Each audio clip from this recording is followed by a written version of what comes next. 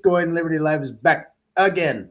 Episode 89. Número 89. Bueno. We know our Spanish now. We've been practicing. Yeah. Practicing up someday. Yeah. Expats. Yeah. Who knows? No.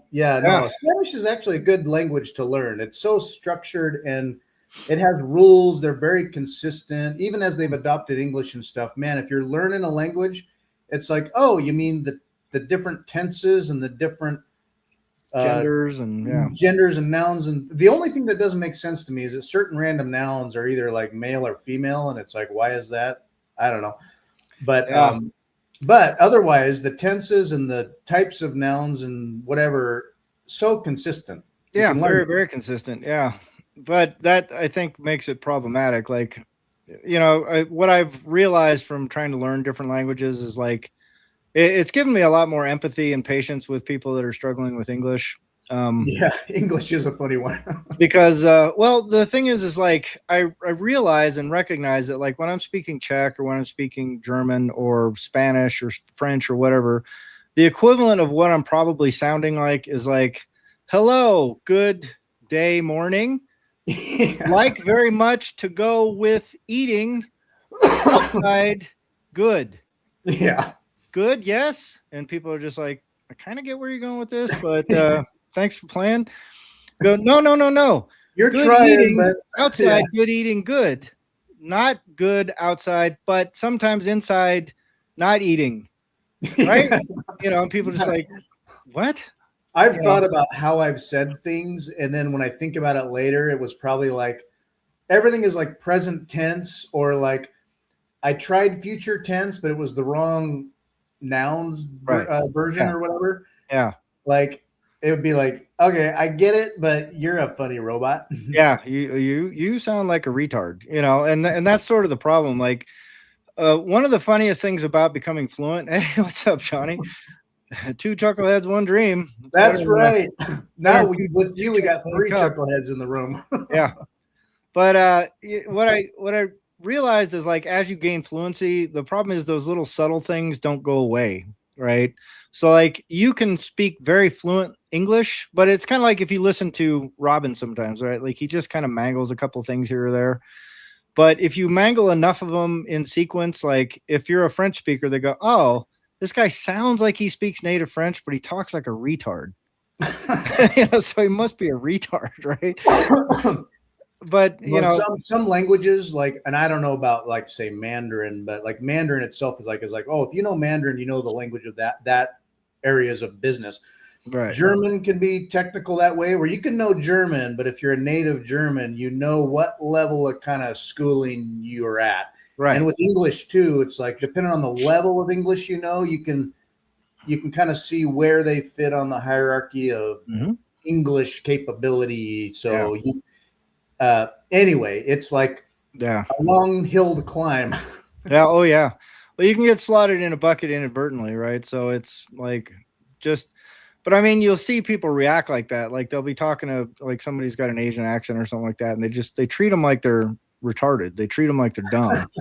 But it's a language barrier, right? It's because they're not enunciating and expressing correctly in English, but that's mistaken. There's a little racial influence there and stuff like that. But underneath it all, it's like this sort of like, well, if you weren't retarded, you'd be able to express this. And it's like, well, but I'm trying to translate it from Mandarin, dude. So it's not, why don't you come and try and speak some Mandarin? Let's see how well you express yourself. But it never gets framed that way. So I don't know, but I kind of love, like, I think there's a kind of a sweet spot there where it's like, you can demonstrate that you made an effort. You're decently coherent, like you can converse, but you're not like so advanced that people expect you to speak fluent, like true, like native, but you're not so basic that they go, oh, that's cute. Oh, just stop. It's okay.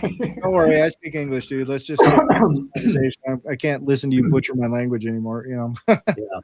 In El Salvador, some of the people were, well, like La Comunista perhaps was kind of like, it's okay. Just talk English. Yeah. Like, I appreciate your trying, but I'm getting a little impatient. Yeah, like I don't have time for this, dude. I have other things to do. I know enough English. Let's just talk. Yeah. Well, I mean, she's American educated. She grew up in like Baltimore or something, right? So, like, Yeah.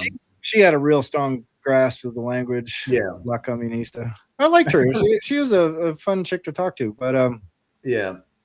But yeah, you can sort of see like the strain in the educational backgrounds. Right? Yeah, I'm less than an 80 IQ pleb in Spanish. And speaking of 80 IQ stuff, which I can relate to, this one's for Johnny. I'm going to throw this up here tomorrow.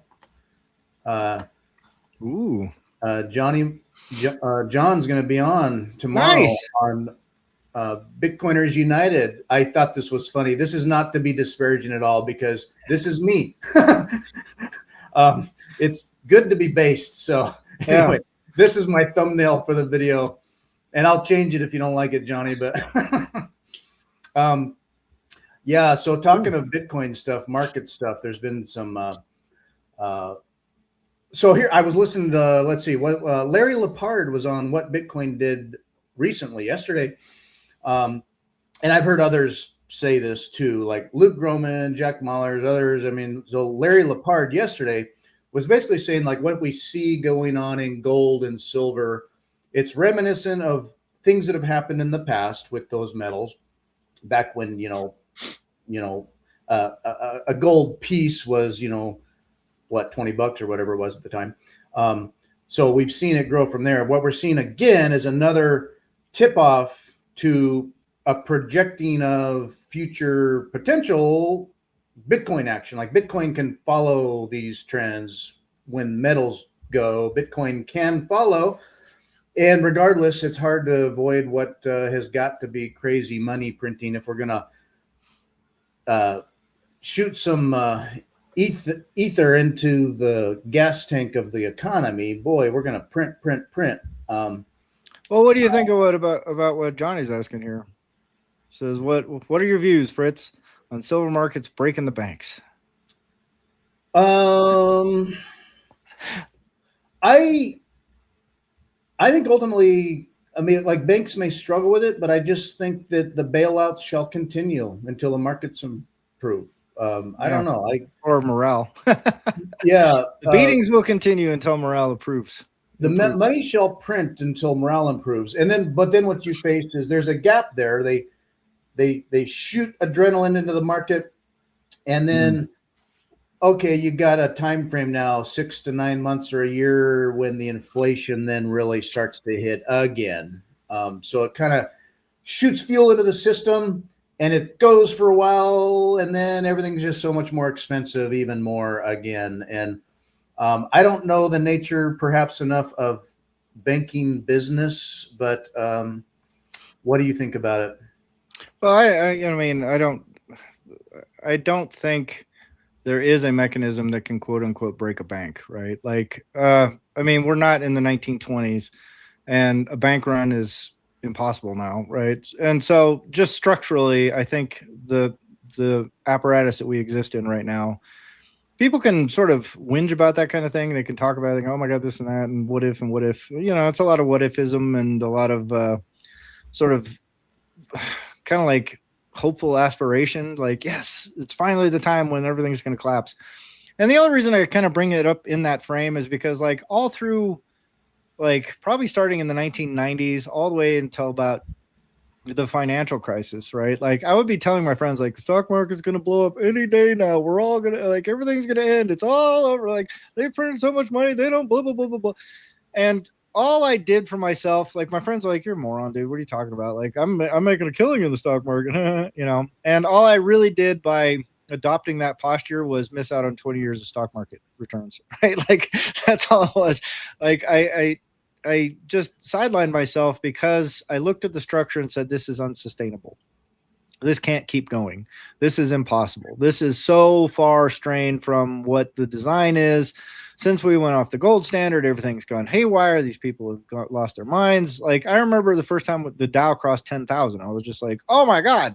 Yeah. You guys not see like how crazy this is? Like just 10 years ago, like the Dow was 800. Now it's 10,000, And Yeah.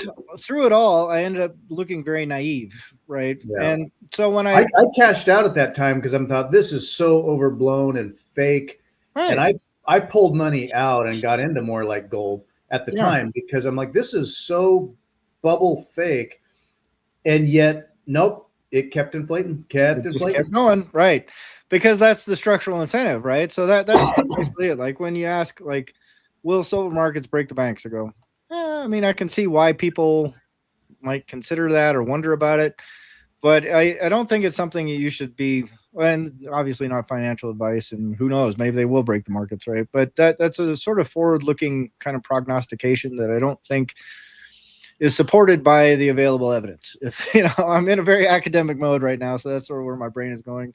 But I think the sort of what do you say, the flexibility and the ingenuity of the people that run this monetary apparatus will probably trump any short-term frictions that occur because of any one or baskets of commodities could possibly impose on that system. Yeah. I mean, and there's huge pressure, like there's constraints on, you actually want to take custody of silver? Like you actually want to have the silver in custody? Like, well, it's going to be fees and you're not going to get a good rate and it's going to be a different spot price and all these things.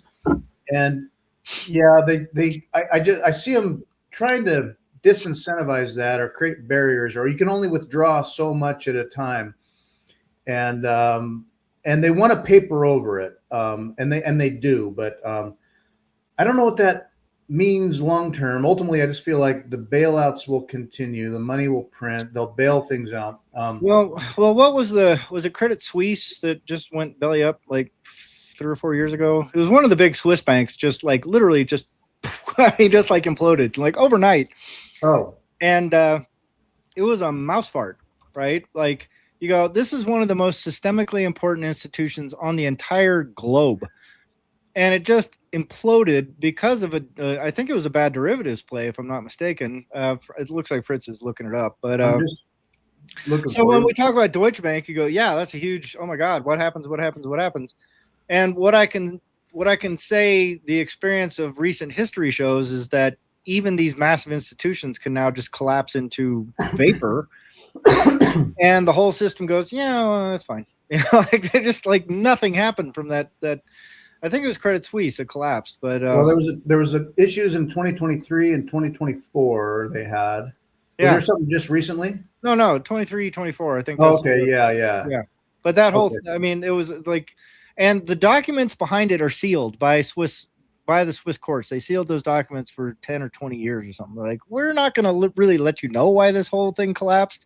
We're just going to keep that a little secret until there's enough times passed that no one's going to put us in jail, including money laundering, corporate espionage, and major losses. Oopsie doodles. But the broader point is not like what happened within the institution. The broader point is like the institution just vaporized, right? And like in 2008, a big institution like that vaporizing led us to this big, the bailouts and all that kind of stuff. And so they learned valuable lessons from that whole thing. We need to come up with ways to make sure that this doesn't happen again.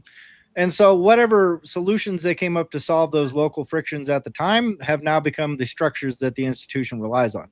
So much so, and they're so robust now from solving that last friction of like, where you've got literally the U.S. Treasury Secretary begging Congress at midnight going, please, please, please, please, please pass this bill. We're all going to be screwed if you don't. Oh my God. To something today, modernly, where Credit Suisse can collapse overnight and people just go, okay, moving on. And that's sort of that structural momentum that I'm talking about. So even the Deutsche Bank tomorrow just went, we got trillions of derivatives. This whole thing blew up. The structures they've implemented, which are now kind of the new normal, are the structures that are going to make it, I think, Deutsche Bank, we could wake up to news tomorrow that Deutsche Bank collapsed and everyone would go, oh my God. And then stocks will take a little dump and, things will have a little correction. And then it's back to business as usual is kind of my expectation. Like bigger banks will absorb or take advantage of the situation. They just move shit around on the ledgers. Who backstops who who owes what does this represent now? Like it's literally, they just tinker with numbers and they go, okay, we can move all these numbers around and this will get absorbed, and that's it. And that's the new structural normal, right? And then the effects of whatever that intervention are going to trickle down to us, and our groceries go up. And that's kind of it. You know what I mean? I don't know. What do you think, Johnny? What do you think of that take? Yeah, feedback, welcome. I also look at it at a broad level in terms of like the stock market and largely like the biggest 10 or 7 companies that seem to like drive a lot of things.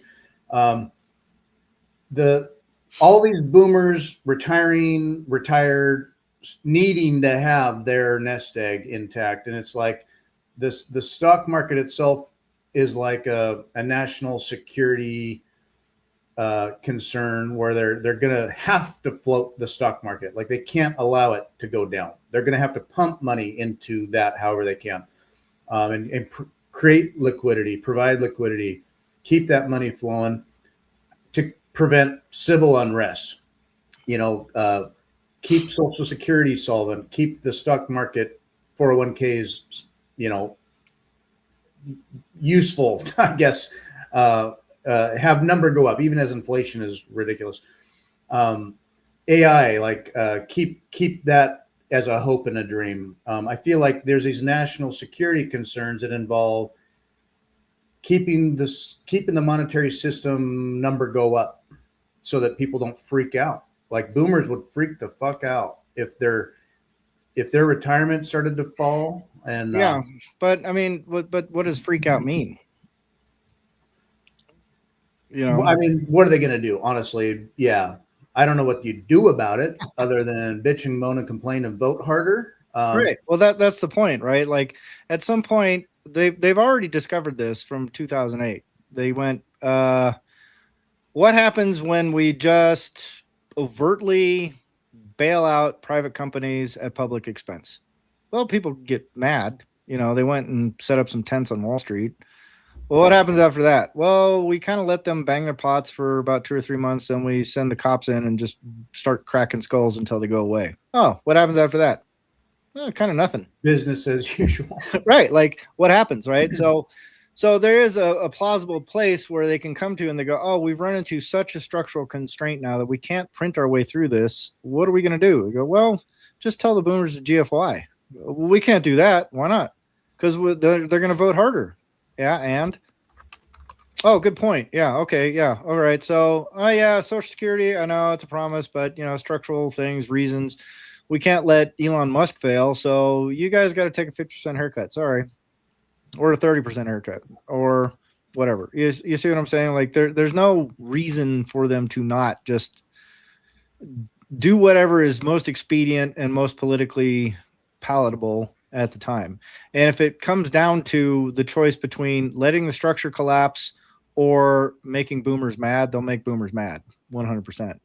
And there will be some voice in the room that goes, these guys are going to be dead in 5-10 years. Who gives a shit? Fuck them, and that's going to be it. Right. What do you mean? It seems like Europe has its back against the wall.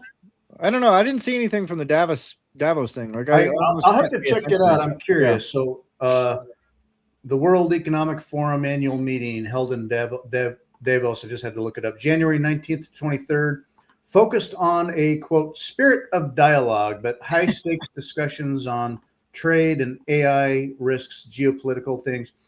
The meeting was dominated by Donald Trump, highlighted a new realism in geopolitics.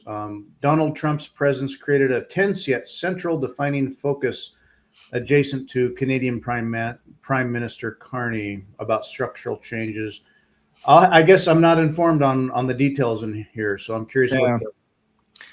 Well, I mean, Davos and all those meetings and BIS and the World Economic Forum and all those sort of things are technocrats, right? They're technocratic meetings full of technocratic people, and I don't know. It's hard to like kind of glean what's really going on from, the narratives that show up on Twitter or the news or whatever, right? Because like what happens behind closed doors there is far more impactful than whatever public statements these people are making, because those are all calibrated political statements, right? And they're appealing to a certain segment of a certain voting bloc or a certain polity that is listening to them and trying to determine what they're going to do next. But most of those are business interests anyway. They're listening to these people because they want to know, like, well, hey, how much debt can we take on? What's our rate going to be? How many employees do we have to cut? But they're technocratic decisions and solutions, So for the broader populace, it might be watching. They go, oh my God, we're going to do this and this is going to change, and CBDCs or this or that or whatever. The governance structures, like these are very sticky structures that are becoming more and more resilient. And I don't know. I just are they becoming more resilient? Oh yeah, certainly, because that's the problem with because me and Fritz were talking offline about the book I've been working on, and oh God, Letnick Door was there. Oh my God, I'd love to see that. Well, but the thing is now that I've finished the book and I'm kind of it's really shaped a lot of like what I see in the world. And especially around these sort of like micro conversations around current events, I just go, this is sort of like, it's part of a 12,000 year trajectory.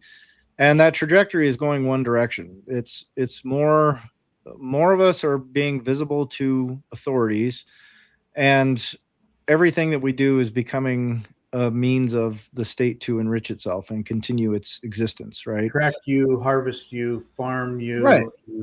Control you. Yeah. But that's it sounds ominous at the end stage, but the structures that create it are very necessary in the beginning stage, right? Like if five of us ended up in the Canadian wilderness and we crashed our plane because of a geomagnetic event and the whole world disappeared, and now it's just the five of us that have to survive in the forest, right? You go, well, how are we going to do this? I mean, like, what would you do? First thing, there's five of us. We just landed in a Canadian forest. It's summertime, so we don't have to deal with the freezing thing. Well, what's our first step, Fritz? Well, typically, I think initially it's like location and shelter just for who knows what, if it rained or something happened, like a shelter. Yeah. And then water. And medium, longer term food. Sure. But for me, it's like shelter, water, food. That's precisely right. So and fire's in there somewhere. Yeah, you can get fire, shelter, food, water. I noticed when you said that, you didn't go, well, the first thing we need to create is a market, right? You didn't say the first thing we need to do is figure out how we're going to deal with credit and debt. And the first thing you didn't say was, like, we need to come up with a state management apparatus. You just said, we need to go figure out core needs. And what's the most likely way you're going to do that? You're going to go forage it, right? Like, if you're stuck in the Canadian forest and you got nowhere to go and there's five of you trying to survive, the five of you are going to go out and go, okay, do you know what to find here? And you go, I think I kind of know some nuts we can eat, and I'm kind of familiar with berries that aren't poisonous. Okay, cool. I kind of know how to trap an animal, and Tom over here kind of knows how to fish. So let's all disperse. Let's go figure that out. So let's first build a structure so we're not going to freeze to death tonight. Cool. Next, all right, you go find some water, you go find some berries, you go, and that's it, right? Like, everyone's going to go, yeah, break. You're going to go out and do it. But nobody in there is going like, well, wait. Before we do this, we need to come up with a way that we're going to trade these things. We need to come up with a way that we can have a market. So if Tom collects 50 berries and I collect 40 nuts, we can figure out how to trade these berries and nuts in a, frictionless manner. Like, it would be a nonsense conversation. Everyone would look at you like you're a fucking lunatic, right? But that's the coordination problem under immediate return foraging, right? You go, well, okay, how are we going to do this? Well, we all collectively go out and we get food and we're going to share it so we all don't die, right? But if someone has seeds in their pocket and they go, hey, you know what? I actually have some tomatoes and some cucumbers and some corn. We could plant that and we could just stay here and figure that out. And that all of a sudden creates management needs, right? It creates things that you have to do. Like, you go, okay, well, now that we have these plants and we rely on these plants, we can still go forage for berries and nuts, and we can still go trap animals or whatever, but we need to make sure the crop doesn't die, because that's our means of subsistence through hard times and lean. And that creates roles, and that creates management structures, and that creates things that people have to do. And once you have that in place, then you have, well, Tom's the best at making sure the ditch is dug, and Sue is best at making sure the plants don't die. And, so they become managers, right? They become the competency that makes sure that everybody doesn't die. But then they also become people that say, well, this has to get done or we're all going to die. So then they become a manager. Once they become a manager, they gain authority. And then if everyone stores up all their stuff in one spot, then there becomes a gatekeeper, and there becomes people that have to defend this. So you start creating these roles, and all these things permeate out from there. But as you add complexity, you add more roles.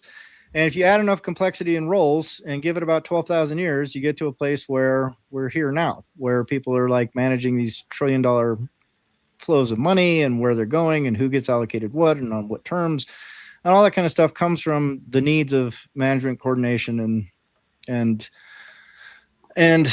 capturing surplus claims is sort of the end result of that, if that makes sense. So when we talk about things like what happens with the silver market or what's going on in Davos or anything, like these are technocratic refinements on a 12,000-year-old project of like, how do you coordinate resources under constraints, and then how do you make sure that doesn't collapse so people don't starve. But each one of those little iterations that you add in there makes it harder for you to go back to the way things were, right? Because it's a new normal. And once it becomes normalized, it becomes a power structure. And once it becomes a power structure, it becomes open to predation from inside by people seeking power. And rinse and repeat, you end up with highly complex, mobile, armed societies that have a very pacified domestic workforce and very toothy outward military force, if that makes sense. Did I drift off too far here, Fritz? No, it brings to mind a lot of big picture thoughts when I see these arguments at high levels, whether it's at Davos or politically or otherwise. Under a large frame, it's like whatever side of the argument you might fall on, it's all endeavoring and desperate to maintain this same system that is the resource capture control system and the farming of all of us. The high level, what I was reading here about Davos is like difficult exchanges and dialogues around navigating a rapidly changing world order. And so the title that I gave to this podcast as I was thinking about things, because I was talking to the Bitcoin libertarian yesterday on my podcast. And he's got a newsletter called Crossroads, but it's like the crossroads. He's talking about like we are at a crossroads, like enter Bitcoin, Titanic sinking, and like we're like as individuals, we're at a crossroads of like, walk through the escape route, people. Take the escape hatch. Hey, sweet Biddy, thank you. Sweet Biddy loves us, and we love her. Thank you, Sweet Biddy. Yeah. She. So we're at a crossroads. I feel like nation states, the banks, they're all at this like crossroads where people are becoming aware that like, okay, so all the taxes and the harvesting of us, everything you can extract from us now at this point is going to just pay off the interest on your debt, and that's it. And so like where, like when collapse, now they can keep floating it, keep printing, keep bailing out all the games. I just feel like, man, this crossroads that I've felt has gone on now for like 10 years, but now we have Bitcoin, and Bitcoin isn't like this remotely possible desperate idea. It's like, it's just right there. So what Bitcoin libertarian thought is like, we have not even hit the iceberg yet, but when we do, instead of being like, oh no, what do we do? What do we do? What do we do? Bitcoin is just right there as a life raft. Like the system, the solution system is ready and waiting. It's been there. And yet we're early in the sense that I know I'm being an optimist here. I feel like the solution is in hand, and it has not even begun. But it's just like it's obvious to us, but other people are just like, what I see is like these big players are like trying to avoid it or trying to control it, but how do they not fail at their fiat game, and how do they not eventually get realigned greatly? It's funny because like if you come from the point of view that money is like a saleable good, right? Like it's to lubricate trade, then those ideas make sense. And if you come from it as a credit relational object, then they kind of make sense in a different way. And if you come from it from the idea that it's a state mandated thing, then none of those things make sense, right? So if it just kind of depends on what your starting assumptions are, like on how this goes. I mean, from where I sit, like when I talk about things like the great realignment, quote unquote, what I'm talking about is more like a pressure valve, not a replacement, right? And by pressure valve, I mean throughout history, there have been things these kind of crises where like empires always, or not always, but have routinely overextended because they run into larger constraints than they can pay for, right? So when their ambitions outstrip the tax-paying base's ability to support it, then these sort of crises occur. These crises erupt. But the state's ambition is always going to be greater than the base that supports it because it's just a structural necessity, right? Like there's always going to be more claims on what the state is trying to manage than what the state has resources to manage with. So the way modern states have gone around this is they created a fiat system where they go, well, we can expand our ability to redeem claims and issue claims at will. But that also runs into constraints. And, like the Justinian debasement of Rome reveals this very clearly, And likewise, there's some dynasty in China that overextended. They were printing too many, brass, whatever coins that they were making, or bronze coins or whatever it was at the time. And so they end up collapsing their own base, which is why these pressure valves show up, whether it's a jubilee, a debt reset, a bankruptcy, but it's all just reordering the ledgers. It doesn't reset anything. You don't get rid of the structures. You don't get rid of the legibility. You don't get rid of the visibility, and you don't get rid of the abstraction. All you do is just move what gets abstracted and how it gets abstracted, right? So the notion that this is going to all collapse and everyone's going to go back to like, if that actually happened, then everybody dies. Like there's no place to go back to, right? There's only forward because it's a ratchet. Like this whole process that's gotten us here is a ratchet. It gets tighter. It doesn't get looser. And so the best you can hope for is to relieve the pressure of the ratchet. And something like Bitcoin, I go, that is a massive potential pressure release valve. It's one little thing within this broader spectrum of legibility and abstraction that permits a possibility for people that hold it to mitigate some of the pressures of the ratchet. But it can't replace the system, right? Like there's just no plausible way that it becomes the new standard for everything, because that disregards the entire history of what money is, what it's there for, and what it's meant to serve, right? So Larry Lepard mentioned that a kind of great reset, like there's little things they could do that wouldn't hurt, but that's like issuing gold-backed bonds or Bitcoin-backed bonds. Like those could help. The stable coins or Tether buying up treasuries steadily. Okay, that kind of helps, but it's not enough. And he sees like potentially a reset of kinds could be like a gross repricing of gold. Like United States just says, we have now determined, running some formula, whatever, gold is now just worth this large amount. And then suddenly you're sitting on whatever gold reserves you might say you have. But anyway, gold is suddenly repriced much higher. And then that's a kind of a reset for value of what you sit on. Well, but that by definition, that means, what did you do? Well, we changed the number on the ledger. That's it. Kick the can again. Well, it's not even a kick. It's not even a can kick. It's just what the system does. Like whenever things get strained, they don't give everything back and then try and figure out how to build it up again. They just go, well, let's just change what the ledger records. Let's just change what the abstraction means, right? But if you look at money at its primal origins as a means to make you legible and comparable and therefore extractable from, then, like that idea, like, oh, we'll just reprice gold and that's going to fix everything. That comes from the assumption that money is a neutral object, right? It's just there to facilitate exchange between entities, people, whatever it is.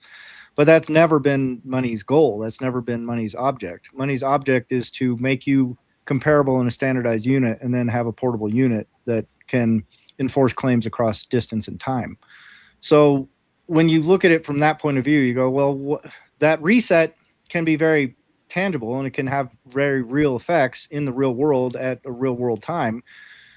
But at essence, at core, what is happening is they're just changing the abstraction layer. They're just going, well, we used to abstract value into this. We said this amount of labor is worth this amount of gold. Now we're just going to say this amount of labor is worth this amount of gold. That's it. But you've just changed numbers. You haven't changed the underlying structure at all. And the underlying structure says, are you legible to power? Can we abstract your legibility into a comparable unit? And then can we assign that comparable unit to debt? And once you get to that point, the rest of this is just moving numbers. And that's kind of what the state experiment has been throughout history. It's like we are now at a place where all we do is transpose numbers on ledgers. And that's the thing that maintains the system. So when you go, hey, the system is going to collapse, you go, well, what's it collapse into? Well, it collapses into the system. It just, all they do is just change what the numbers mean. So when you talk about some like alternative hypothesis of like, well, we'll go to stablecoins or gold standard or gold bonds or whatever, those are all tinkering with the ledgers, and it's all tinkering with abstraction, but it doesn't really change the structure, if that makes sense. And so then it feels like there really is there's no escape from it. When I think of in the frame of your up and coming now just done book, and the true origins of not just money, but the ledger and the capture system as it's evolved pre-money and into money and now into our digital, fully socially tracked age. There's no escape other than what? Like go operate a self-sufficient farm where you have everything you need in a community where you can barter and trade and live independently, and yet, well, you still owe property taxes, right? Or the state now, they want to legify whatever you are doing. Right. You're not off the res. Right. You've created your own little citadel now. Good job, but we're going to inspect it and see what it is that you're doing. And if it wasn't taxed before, well, we're going to start taxing it now because people are doing this now. Right. Like, is there an escape? Which way, Western Bitcoiner? Can Bitcoin be enough of an escape? How do you get off grid? I was just talking to, he was going to be on my podcast and he has to delay because I won't dox him at all, but he's an artist. He lives in Canada. Part of his business is in Bitcoin. Right. But what he does is produce things and sells things and pays his taxes and follows the rules. Mm-hmm. And they are auditing him and flagged him because what he does looks suspicious because he's dealing in Bitcoin. Mm-hmm. Like, oh my gosh, I was trying to sort of maybe get a foot out the door, but no. They want to make that legible as well. Of course. Yeah. Because that is the goal of the state. But there's a good reason for it too. Like it's not always just an evil purpose. Because for you to be legible, like if we go back to our little like collective farm thing, right? The 5 of us are now living in the Canadian forest and we've got some plants and all that kind of stuff. We got a farm going and we're just fine. Yeah. We don't need anything. And we started making babies and now there's 100 of us and life is going pretty good. We got a little thing going on, but you still have to count who's there, right? Because if you go, look, last week, Tom and Sam got in a big fight about who gets more acorns this week. We can't have these guys fighting all the time. Why don't we just put all the acorns in one bin? And that way, Fritz, he's a real, like, he's fair. He doesn't take any sides. He's just going to adjudicate fairly. And we can all, like, go, okay, Fritz is allowed to be the only one that distributes the acorns because we know Fritz is a fair guy. So what have you done by that one little thing? You've reduced local friction. Tom and Sam aren't fighting anymore about, who gets more acorns because Tom worked harder and then Sam goes, no, but I did XYZ. I did more ditch digging or whatever it is. So you've eliminated a friction in our little society. There's no more conflict over who gets acorns. But now Fritz is in charge of that. So everyone goes, okay, I submit to this fiction, right? Fritz is the We all only like Fritz. Yeah, we all like Fritz. But now you've created an office, right? The office of Fritz. Fritz is the determiner. Fritz is the decider. He's the gatekeeper. Acorn. I'm the You're the minister acorn of guy. these nuts. Yeah, you're the minister of these nuts. nuts. Exactly right. But what happens in 50 years when Fritz is dead? You go, well, we still need someone to manage that gate. And if you've now expanded to 1,000 people in your community, there are going to be people in that community that look around and go, hey, I have to go dig a ditch. I have to go collect acorns. I have to go fix roofs. Fritz just sits there and just kind of like doles shit out of the fucking bin. Like, that looks like a pretty cool job. Fritz never has to dig a ditch. All Fritz has to do is just dole out acorns. I want to be the guy who doles out acorns. So you've suddenly created a new vector for someone to go, how can I best position myself to be the acorn guy instead of the ditch digger or the roof guy or whatever? So you've now created a new competency. Fritz manages the stores, which becomes a new management role. Fritz is the guy that manages the stores, which becomes a new power role, because if someone comes along and says, hey, I need extra acorns, Fritz now suddenly has the authority to go, no. Right? I'll lend you some at interest. Right. But you owe me. Right. But that also makes sense in the moment. You go, well, if we give extra acorns to Susie, then that's going to be a problem for everybody else. So if we're going to do this, then, Susie has to bring extra acorns next time, or else the bins aren't going to be equal. But that also becomes a new competency, and it's also a new thing you have to track. And so now you have a couple of things that come into play here. You go, well, we need to keep a ledger of who's getting what acorns and when they're going out and how many acorns came in, because we need to manage this flow. And there's a new office that says who gets the flow and who doesn't. And now there's an incentive for people to try and occupy that office. And then once they get into that office, it becomes a normal thing. It becomes normalized in the community. No one questions anymore why there's a gate at the acorn door. D's nuts are always locked up behind that door. We've always done it this way. And now the guy who runs it can go, well, times are a little lean. You need to obey what I'm doing, or I'm not going to give you acorns. Right. So you've shifted now from like a neutral manager of shared resource to a gatekeeper of that resource. And that gatekeeper all of a sudden becomes a power position. And what the genesis I'm tracing here is like, you can go from a very benign manager to a throne in about 2 generations without any real, like, you don't have to stretch your imagination too far to see how that happens. Right. So I don't know how I drifted off on this topic. I'm kind of blathering a lot here, but we're getting big picture on the deep roots of the system. And is there a way for humans to live?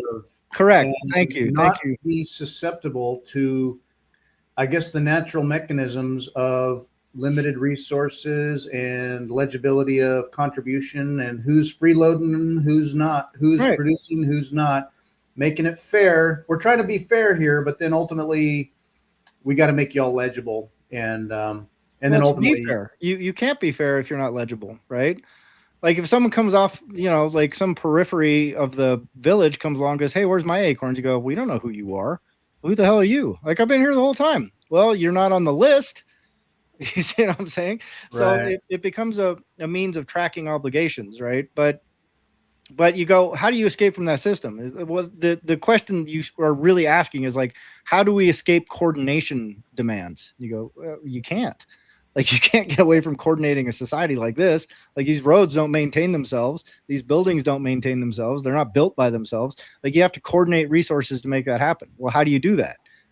Well, you have to make sure that everybody's on a list somewhere, so you know who's doing what you're actually coordinating. And you go, well, how do we abstract that though? Like, how do you compare some guy digging a ditch with some guy paving a road with some guy engineering a bridge? Like, we have to take those disparate things and make them comparable on some level. How do you do that? Well, we need to abstract that into something, a unit. Units that translate, or Right. And once you have units that translate, you go, well, how do you make that portable? Like, if I'm going to go to Texas from my Canadian village and go find the Texas village, like, how do I take what I'm doing in Canada down to Texas? Well, we need to make a portable unit. There you got $1, a coin, a shell, whatever you want, a bead. And so if you can translate that durable claim into an abstraction that you can take down to Texas and then exchange in Texas with the same value, the same abstractive grammar that you have in Canada, then we've got a frictionless trade system here.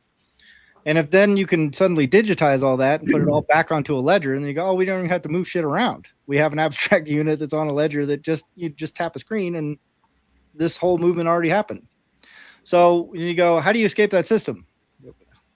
You can't. There is no escape from escape.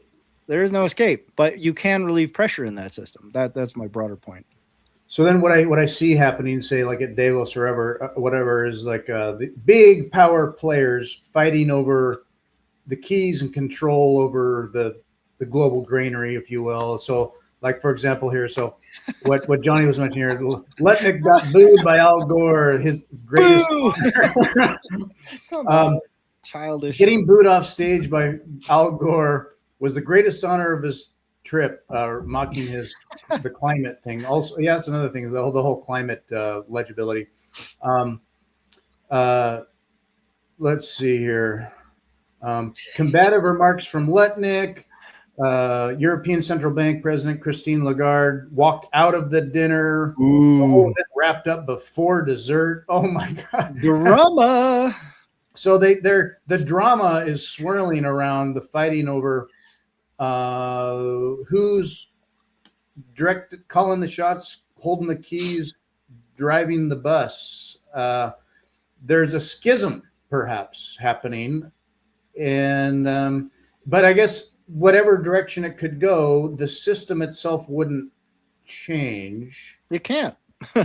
You still have to coordinate needs no matter what. Like, all you change is who's writing the ledgers and who controls the ledger and what abstraction of value you make, right? It doesn't matter if it's a communist regime, a capitalist regime, a somewhere in between regime, socialist regime. It doesn't, like, all these regimes, all they do is just alter the ledgers in a way that favors them or favors somebody else. That's it, right?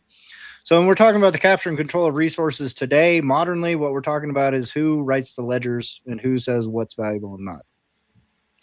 And Gore's still hung up on the climate thing, I guess, but this administration's energy policy is insane. Yeah. I guess what provides a sense of purpose and need for the state to remain valuable is to have these existential concerns, calamities, crises, for which they have the perpetual solution for. Almost like they don't even have to create them, though, right? I mean, they just happen, So like, you have to solve frictions, and every solution comes with its own unintended consequences and its own new frictions, right? So you solve a past friction, you create a new ratchet click, and then 20 years later, you go, oh shit, we didn't see this coming. Whoops, we need to fix this now. So what I see happening is that, like, crises can occur naturally. I also see them variously completely contrived. Sometimes they're just made up. Well, there's a distinction between contriving a calamity and then capitalizing on a calamity, right? Like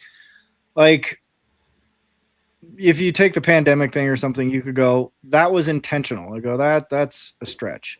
You go, that was potentially a pretty serious error or a mistake and an opportunity, right? That rings more true to me. Emergency go to waste, yeah. Correct. Let no good emergency go to waste. But the idea that someone could concoct that and then hope to control the outcomes from that, I think is straining credulity. Like, well, the corollary could be that, oh, gee, you know what? These emergencies, every time there is one, like unexpected, or maybe we warned you, but here it is. It was also another opportunity. And so when you have a system that is just looking for the next opportunity, why don't you also want another next emergency? And then why wouldn't you have planned emergencies on the shelf, or if nothing else, contingency plans for potential emergencies that could happen? And then they're sitting there and you're just, well, we haven't had one. We kind of need one. Oh, something could be coming. Let's ignore it or even allow it to happen. And so that when it does, here we are with our problem, reaction, solution. The Hegelian dialectic: problem, oh, darn it, saw this coming or didn't, but regardless, here's our solution, because that's the drive. We always have, we're a walking solution, just waiting for the next problem. Yeah, oh, thank potentially. God, another problem. I mean, sorry. Ooh, this is a bad problem. Like, but thank God for a problem, because we got the solution. We just been waiting for the problem. 9/11, we need another Pearl Harbor in order to get away with all of our banking secrecy stuff. I mean, terrorism. Oh, thank God. I mean, oh darn, 9/11 happened. Darn it. Well, I mean, like, if you, it just kind of depends on your orientation of things, because you face emergencies all the time, right? Well, you face emergencies all the time, daily, right? Yeah. Do you ever feel like you need to craft one so you can gain power within the office? Oh, hell no. Right. Like, your response is very telling. You go, hell no, of course. I don't need to make any more fucking emergencies. I have plenty as it is.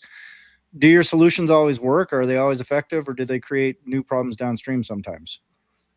Sometimes, most of the time, they're going to work. Sometimes you're going to create a solution that goes, oh, this, well, fuck, I shouldn't have done this. I should have done this instead, blah, blah, blah, blah, blah.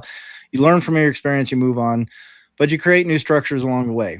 Well, we're going to write a new policy so so-and-so doesn't do this. But that policy later on, 10 years from now, you go, oh my God, so-and-so is using that policy so they can sue us. Shit. I didn't see that coming. Now we got a new emergency. Well, now we got to make a new policy that fixes the old policy, blah, blah, blah. You know, so when it's easy to import that notion onto a powerful person and go, well, they're obviously crafting this because they want to craft problems. And you go, well, you don't want to craft problems. Why would they want to craft problems? Right? Because they enjoy a very privileged access to very privileged lifestyle. They go, hey, if everything is just going smooth, my life is great. I don't have shit to worry about. But every time something crops up, it's like, oh my God, now my power structure is being threatened. Because when there's a crisis, it's not just an opportunity for the people that reside in power currently. It's also an opportunity for the people that want to ascend to power in the background. So if you go, I'm going to implement an emergency so I can seize more power, you also open the door to losing power because someone else comes in and deals with that emergency better, more effectively, and more strategically than you do. So I don't see an incentive to create that, especially if I'm the person sitting at the top of a massive dominance hierarchy where I have an amazing life because I get to fly around in helicopters and private jets, and I get to go have dinners where I can walk out and the press talks about it, right? Like, why would I threaten that by crafting something that I may not be able to control? Never mind, I already have a plate full of stupid emergencies, like, hey, the German bond market just collapsed. Fuck. I didn't want that to happen because that threatens my power base. I might lose power now because of this problem. So I need to come up with a solution quick before someone else can take power from me. So that's my sort of retort to it. I don't know if that holds any weight with you, but what do you think? I get it. And at my level, and I operate in a small little world where we get a limited amount of money to actually try to solve problems. There's some validation for you. I can see it both ways. When people think of government and voting in their world where it makes sense, it's like problems are real, efforts to fix problems remain real, and it makes sense, and we do our best, and it's not always perfect, but it's not a big conspiracy. And at higher and higher levels as you go, kind of like for me, it's like the burden of proof of non-guilt grows for at a high level where it's like it's all about such insane capture and control that they've done for so long, where they're looking at such a remote high level view of the world. It doesn't translate to like plebs like me. Like, it wouldn't make sense. It seems like insane, but I feel like it could be that high level powers that be operate at that kind of a level where it's not about how much it costs. It's simply about having influence, geostrategic, political influence, control. How does it make any sense to like be dumping millions and millions of dollars into some country we've never heard of that like has nothing to do with much? And yet there we are. Mm-hmm. Why? Well, because at a broader level, China would be there otherwise, or well, it lets us put a military base near something else or whatever it is. And it like, and on a Main Street level, it makes no sense. But at a high level, it's all about owning the world. On some level, yeah. Well, I mean, think of it this way. Like you say, well, I'm a pleb, I'm at this low level of thing. I go, well, if you really step back and think about where you are in the grand hierarchy of things, you're not. You're not just some pleb. You're in a power position. You're a director level position. You're one level below the sheriff of that particular county. And there is a plausible path where you could start politicking, greasing palms, and hey, thanks, man. That's awesome. But what was the crosstalk or no? Anyway, yeah. Anyway, but the point being is, you could, if you were of a mind and you were of a particular orientation, you could start politicking and end up. There is a plausible path for you to become the sheriff, right? And now all of a sudden you're in a very powerful position in the county, albeit it's a small county, but you can translate that power into a larger county. And you could go, well, I was sheriff here and I moved to Phoenix and now I want to be the sheriff of Cochise County or wherever it is in Phoenix. And if you play your cards right and all of a sudden, wow, now I'm actually a sheriff of a major metropolitan area. And by the way, I think I'm going to run for associate governor. Oh, okay. Well, what's your experience? Well, I did this and this and blah, blah, blah. Next thing you know, you're associate governor of Arizona. And then a couple of years later, the governor steps down or some catastrophe happens, you seize power. Now you're a governor of a state. And you go, well, I'm just a pleb. Are you? You're the governor of Arizona, dude. How'd you get there? Well, I was a director level. I kind of, through reasons and things, I became the sheriff. And then from the sheriff, I kind of levered that into a bigger sheriff. And people really liked me in that sheriff position. And then the governor tapped me to run with them and I got elected. And now I'm governor of a state. But you're now one step away from being a president or a senator, or you see what I'm saying? So, and then so you're still the same Fritz through every iteration of this. Nothing's changed about your relative positioning as a human being, but now you're confronted with the management decisions that come with increasing power. Because running your county as a sheriff is going to be very different than running Cochise County. And running Cochise County is going to be very different than being assistant governor. And being assistant governor is going to be very different than being governor. But if you translate that into enough political capital that you actually have a legitimate shot at running for president, and all of a sudden you become Fritz Bachmann, 48th president of the United States, your management structure has broadened dramatically. You're now in control of a massive federal apparatus. And so what decisions do you make about that? Because I don't think you're going to look in the mirror and go, well, I'm going to go and create some crises so I can, funnel more money to Zimbabwe for a pet project and blah, blah, blah. You're a person who now has to deal with the consequences of the people that made that shit happen. So you go, well, how do I do that? Do you want to create a crisis in the middle of all this where you're trying to fix things, you're trying to legitimately do this or that, or you're trying to put an agenda through or anything, and every step you take creates political capital and removes political capital. And so you're always balancing these little things. So the idea that Fritz Bachmann goes from director level in the small county to president of the United States is implausible, but it's possible. It's not an impossible path. And there are very, very clear trajectories that could get you there if you were really, really desiring of it. But then when you get there, are you going to be a different person? Are you going to suddenly transform into a lizard man that wants to dominate the world and all this kind of no, you're still Fritz. Oh, maybe it would be. I don't know. Maybe being the Acorn King, the D's Nuts gatekeeper would turn you into a fucking tyrant. Who knows? Would you? You tell me. So that's a career path that was not outside my wheelhouse at one point, but I think I've avoided that given my I don't know. I couldn't handle it, but I have Bitcoin entered my life, and I have different incentives, priorities. But I have peers who are on that path or have taken that path. One is now kind of assistant to the governor, yada yada, who was at my level and at one point was just like a field level. So you see it happen, and it's like, wow, that's cool. And there's a point at which votes matter, relationships matter. Mm-hmm. And then you imagine you get to the level of like high level federal government stuff or a big time political influencer of some kind. Right. And your problems, I imagine, stop becoming as much about needing to get the votes, perhaps, as it is managing what money and lobbying, money you couldn't even believe existed, are now like being given to you, where it's like, we will get you elected if Right. you go along with us or you overlook that. Also, wink, wink, maybe not saying it out loud, but like if you don't, you can have problems. Yeah. You Or might end actually, up in a ditch. Yeah. you saw them got shot. Shit happens. Yeah. But the alternative is you simply take our $100 million. Right. Dang it.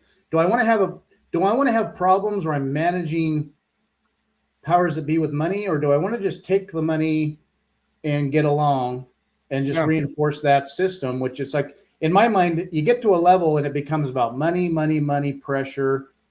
And your problems are like other people are going to do the work. You just kind of bless some things and ignore others. I don't know. I guess that's my conspiracy side coming out. It's like, I don't think there's a political solution about it. I think it's beyond politics at this point. You can't vote harder. You can't get the right people in power. It's so broke and fraud all the way down that you just have to get your local situation together as best you can and have a life raft.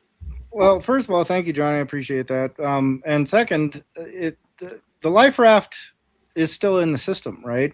So what I think is more kind of coherent is to go, well, if we can find ways to relieve the pressure and maintain the semblance of what we all want coordination. Like there's for everybody that says they want to smash the state, they still sip lattes and they still have a cell phone. And those aren't automatic. They don't just show up, and they go, oh, we just want voluntary markets. I go, well, who enforces the contracts then? Like what stops people from just going, go pound sand? I'm not paying that contract. Like you have to have an enforcement mechanism or contracts don't work. Or they work, but they work in a limited social sphere. So you need state enforcement on some level or else the contracts don't stand.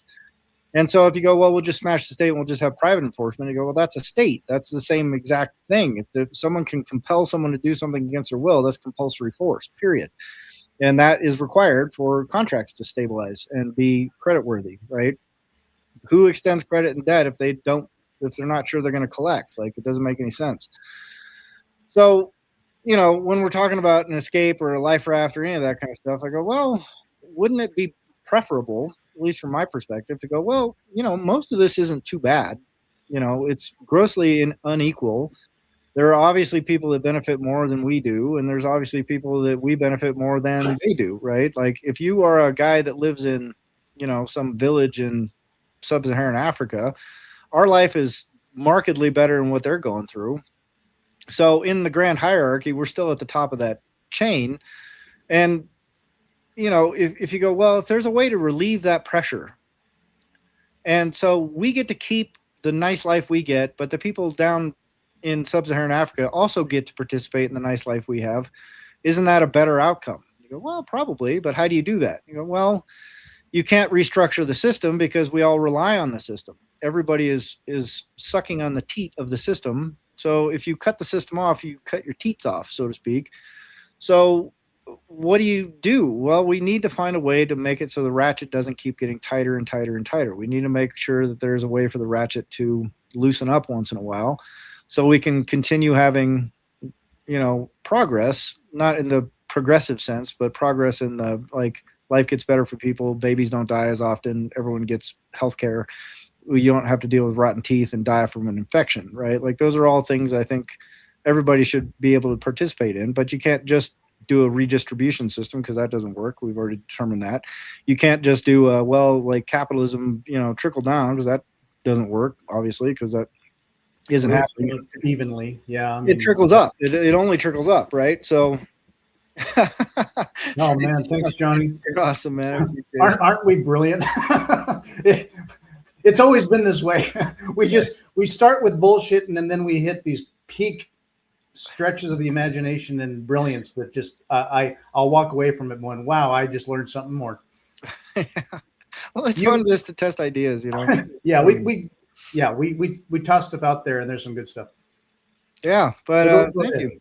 No, so the thing being is like I think Bitcoin, and I actually put it in the book, and kind of a great academic risk for me to even include a mention about Bitcoin that isn't just like this is stupid, because that's what the Academy expects, right? But in there, I make what I think is a coherent case for it as a pressure valve, because that's what I was basically saying in the Great Realignment. When I say, hey, this realigns incentives, I go, because it provides a place for this ratcheting pressure to relieve. It can flow into an asset that's not under state control. And that is a very, very novel thing. And that's why it's important to me.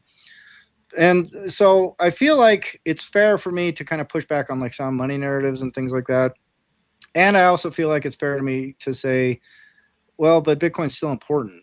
It's not going to become like a base layer for the global monetary system or something like that, but it is absolutely something that can provide a lot of pressure from the very clear direction of what state power wants, which is everybody legible, everybody abstracted, everybody comparable, and then everybody under the thumb of that ledger, right? And Bitcoin gives you a way to get out of that. The worst outcome, I think, for Bitcoin is it becomes a refuge for elite early hodlers. I think the best outcome for Bitcoin is it becomes a refuge for everybody on planet Earth. So everybody gets to participate in that relief valve a little bit. And so they can get some of the pressure off their neck and improve lives kind of across the board. So that's kind of what my core thesis says, but totally. We'll see if it withstands scrutiny. I don't know. Larry Lepard would probably shoot my head for even saying it. Yeah. When I was talking to the Bitcoin libertarian yesterday, and he does a lot of work to be positive, educate, get Bitcoin out there, but not just like as a big influencer with the power players, like, hey, stack and hodl and get yours. He wants to educate Latin America. He's had people from Africa, Nigeria on talking about the people who need it most are, at the lowest rank of the totem pole in a way, where they need their sound money and their savings and all that stuff, but they also need to kind of escape whatever fiat regime they're in. And so I said, would you say you're an anarcho-capitalist? And he said, like philosophically, yes. It's just that doesn't just work. And you could say libertarian, that also doesn't just work, but he's a minarchist. He would just say like we need government, but it needs to be the most minimum areas of what's like core critical importance. So wherever you draw that line, like, okay, maybe it's if nothing else, it's basic security, or maybe it is some broader connection of like the roads. Maybe it includes some semblance of social services or healthcare, but like basically tight constraints on minimal government. So he knows that, Argentina's facing problems and all that, but he still likes what Javier Milei is really, because he's from Argentina, right. Now living in Hong Kong, but he likes what Javier Milei is trying to do, and that it takes time, and the economy in their peso is better. But there's just so many things to unwind. And ultimately, it's not like you're escaping the system. And like government's not going to go away.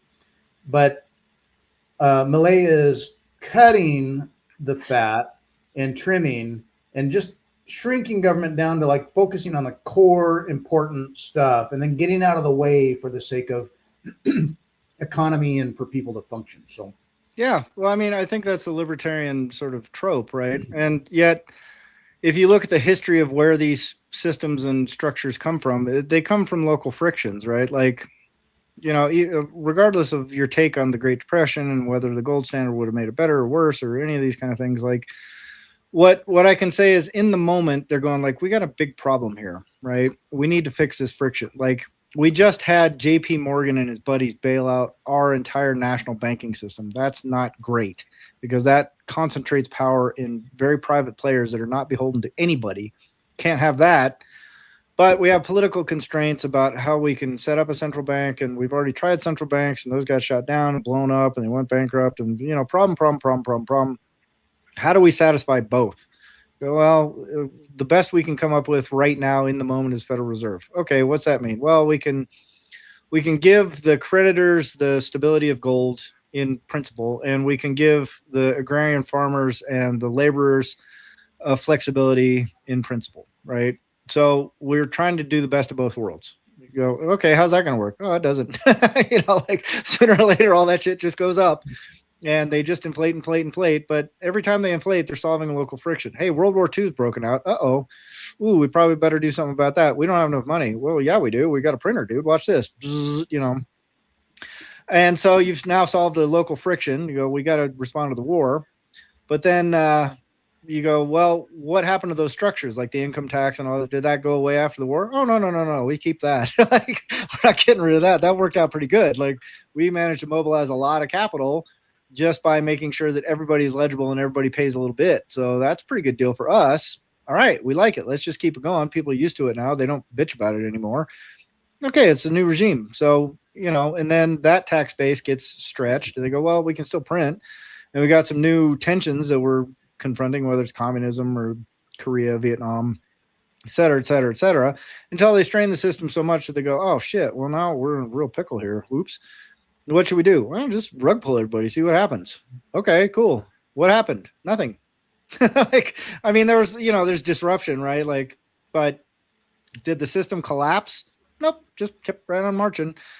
Some people benefited, some people lost, you know, and then so they took that and they created new solutions to local frictions that become institutions, and those institutions become ratchets, and those ratchets cause problems, and those problems cause new solutions, and those new solutions become new institutions. And next thing you know, you go, okay, well, what we need to do is go back to the time when we just had government doing XYZ. You go, well, it grew out of that for a reason. And we have these new structures that are sticky and persistent for reasons. So if you get rid of those, we go right back to the problem those institutions were ostensibly put in place to solve. So we're just going to run headlong back into old problems. We're not going to like solve modern problems by reverting back to pre-problem solutions. If that makes sense. It's like the human condition when it comes to governance and how we live together, I guess, as we organize and get larger. But so then I think, well, what people are going to look for in your book is, so what's the answer? What's the solution? The flogging shall continue until the morale improves. Yeah. I don't know what the answer is, but I feel like where we're at now, it don't look good, because I feel like at one level, the math don't work. How can Fiat not collapse? Or how can inflation not get so bad that, we're just beholden to whatever, welfare. And also people they have these expectations now that, well, governments fix this, another solution to the next problem, another solution to the next problem. And next thing you know, all you know is to ask for help, demand that government solve it, demand larger institutions, create a new office of this and that and the other, and swoop in and fix this again. All of that being money printing, and the people demand it. Hey, government, take care of us. Right.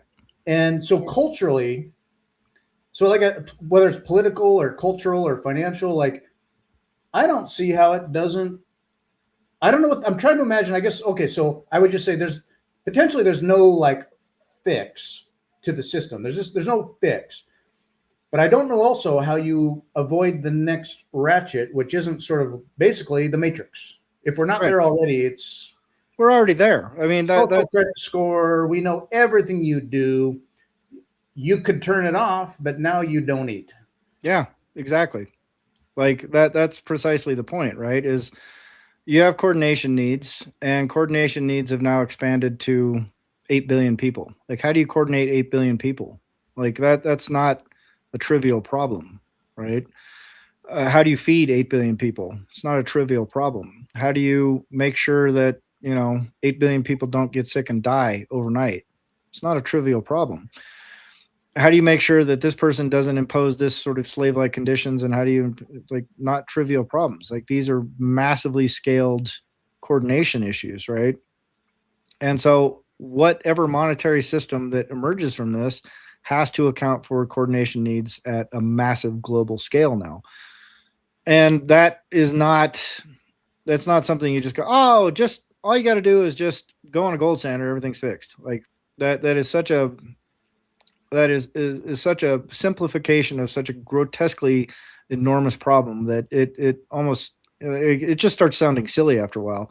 Like, if you just said, like, hey, Fritz, you're in charge. You've gone from Acorn D's Nuts gatekeeper to global food gatekeeper. Like, how do you feed everybody? Go. You go, shit. Well, you're going to have ideas, right? But someone's going to come on and go, well, we've already got structures for this, dude, but they don't work very well. Oh, well, how do we fix the structures? Well, if you do this, then it's going to cause these problems. If you do this, it's going to cause these problems. If you do this, it's going to cause these problems.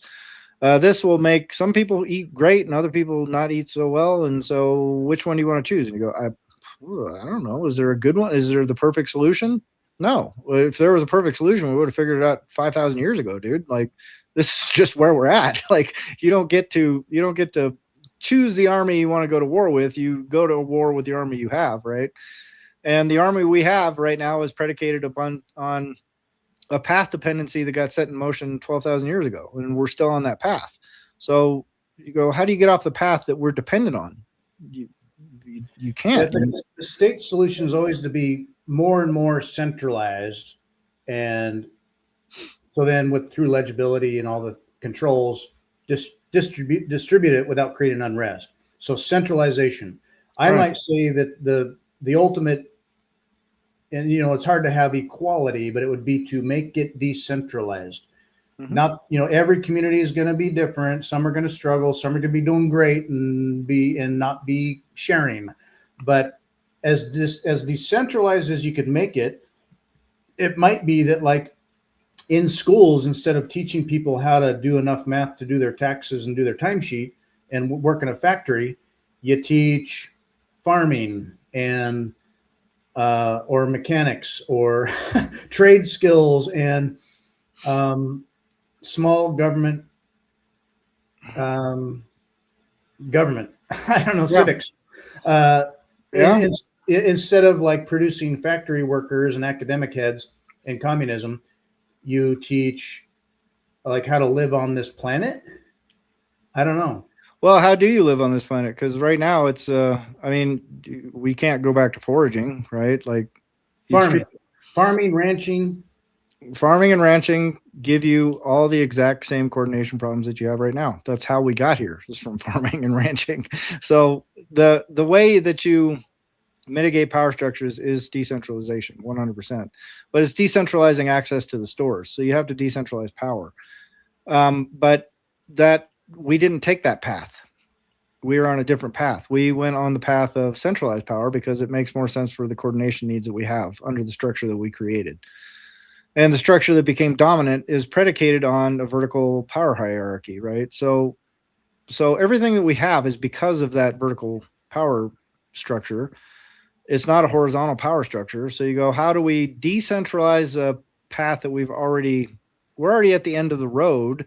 How do we go back and make it decentralized? You go, ooh, well, good luck with that. I don't know, dude. Like, when someone says, hey, I want an answer, I go, well, give me one then. I don't know. I'm not, what I can report on is the structure, and I can say, hey, this is how we got here. You go, how do you fix it? I don't know. So, all I can do is just point out, like, this thing is not easy to fix. It's a sticky wicket. Yeah, exactly. Yeah. Yeah, I know. People want their Amazon Prime, and so maybe I don't know how you walk it back, but maybe if there's a balance to be had, that's the most conducive to human livelihood quality. We crossed a threshold we can never get back to, like foraging and a nomadic thing. Like, that's gone. That's just gone. We cannot physically do that anymore. That ship long since sailed. Correct. Okay. Let's give that. But then we cross the threshold, agriculture and ranching. And yes, we have some legibility and control mechanisms, forms of government. But instead of going further down the ratchet, how do we put in place things that prevent that next ratchet, and we can stay in a relative stasis that's closer to the earth, more sustainable, more local and decentralized, and prevents us from taking that next ratchet step, because then it's the next and the next and the next, and we have the matrix. Because that's the thing, is if you set up a rules are great during stability, right? Everybody can follow the rules during a stable time, a stable period. When crisis hits, the rules are the first thing to go out the window. Like, there is no state, there's no dictator, there is no government on planet Earth that will look and go, well, The rules say we can't do this, so we're just going to let the whole thing burn down. They just won't do it. So rules constrain during stability. They get broken immediately during crisis. So you go, how do you constrain the state? Well, you put a rule up, and the state goes, okay, we'll follow your rule. And then a crisis hits. Like, there was a rule in place that said, hey, you can't bail out a fucking bank because they made shitty decisions on the real estate market. That's a rule. We're not allowed to use public funds to bail out private companies. What happened to that rule in 2008? Did it restrain the banks from doing what they did? Did it provide a barrier? Did it provide a backstop? Did they just let the financial system melt down? No, they broke the fucking rules. Like, the first thing they did, they wasted no time. They spent as soon as they found out the system was about to collapse, they spent the next 48 hours relentlessly figuring out ways to break the rules. And then they did. So when you go, how do we make it so we can set up a rule scheme that's going to restrain all this stuff? You go, the second that system becomes strained, those rules are going to go out the window. Thanks, man. You're awesome, dude. Thanks, Johnny. I can't wait to see your interview, man. I'm super excited about that. Yeah, tomorrow at what time is it? Noon? I have to check. I got Johnny on tomorrow at it's at 10 Pacific time. 10 a.m., right? Nice. You'll remind me if I'm wrong. Yeah. So that'll be fun. But you see what I'm saying, though, right? Yeah. It's like, you go, well, what rule do you come up with that restrains power? You don't. What rule do you come up with that's not breakable? Well, I can think of one. It's called Bitcoin. So that's the thing. So I would say a potential solution would be, there should have been, if it should have been written into an article in the Constitution, which was to separate money and state, or like the 9th and 10th Amendment, which are now footnotes in, ignoring the Constitution, where the power inherently rests with the people or the states. If you were to separate money and state, say, Fritz, you're not doing your job. I thought I sent. I'll send you a thing, Johnny. We'll be set up. No problem. I'll catch up. Don't worry. Anyway, so we got the Constitution that separates powers. Yeah. Like, so if it was, so let's say, like, they did a pretty darn good job of setting a new foundation for a new nation and like trying again and build back better. They omitted some small things that, I mean, it'd be hard to foresee, but like very, very quickly, the early nation was faced with managing foreign banks or national banks or earlier iterations of what is the Federal Reserve. And they accepted the bank, and then they battled the bank, and they got rid of the bank, and then here it came again, and the multi-headed hydra came back again, and now we got the Federal Reserve. And but if they had set from the get-go something about knowing that money is sort of the origin of some of these problems, they could have prevented certain paths. No, because that fundamentally misunderstands money, right? Like, money is not a thing that is a lubricant for trade. Money is not credit and debt. Money is not an IOU. Money is the administrative conclusion to fixity, legibility, abstraction, commensurability, debt, and portable units. So if money is that, it's at its core, it's legibility and then producing enforceable claims across distance and time. All right. So if money is the core problem, you go, well, the core problem then is, how do you enforce claims? And so how do you put that into the Constitution? You go, well, the only people who can enforce claims are XYZ. Well, then you've suddenly restrained yourself from every possible economic avenue that could be dreamed of after that. And if some other state comes along and creates a way to abstract, and I mean, that's the whole point of that European tournament chapter. The polities, the countries, the princes that could best mobilize debt and capital and armies won. The ones that couldn't died.